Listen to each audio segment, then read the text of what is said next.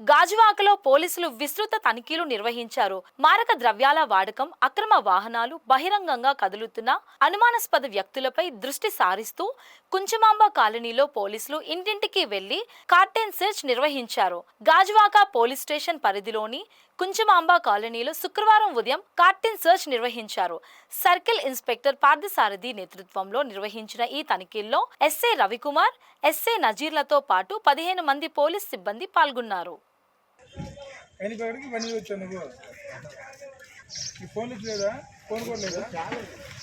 మాదక ద్రవ్యాలు, అనుమానాస్పద వస్తువులు, రికార్డు లేని వాహనాలపై ప్రత్యేక దృష్టితో ఇంటింటి తనిఖీలు జరిపారు. అలాగే ఇతర ప్రాంతాల నుంచి వచ్చిన వ్యక్తుల కదలికలపై గమనించడంతో పాటు మద్యం సీసాల నిల్వలపై కూడా పరిశీలించారు. సామాజిక బాధ్యతగా మాదక ద్రవ్యాల వినియోగం నివారించేందుకు ఈ సెర్చ్ నిర్వహిస్తున్నామని అన్నారు. దీనికి ప్రజల సహకారం చాలా అవసరమని సిఐ పార్థసారథి తెలిపారు. ఇలాంటి తనిఖీలు ఇంకా కొనసాగుతాయని, నేరాలు, మత్తు పదార్థాల నిల్వలు ఎక్కడైనా ఉన్నా దర్యాప్తు చేసి కఠిన చర్యలు తీసుకుంటామని పోలీసులు హెచ్చరించారు.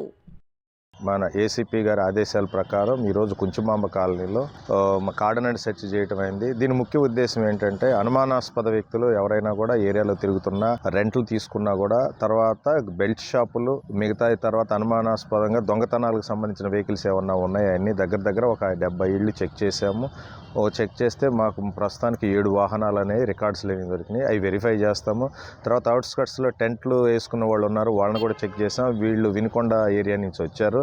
వీళ్ళ యాంటీసిడెంట్స్ కూడా వెరిఫై చేస్తున్నాం. ఏమైనా అనుమానాస్పదం ఉంటే వాళ్ళని అదుపులో తీసుకొని విచారిస్తాము.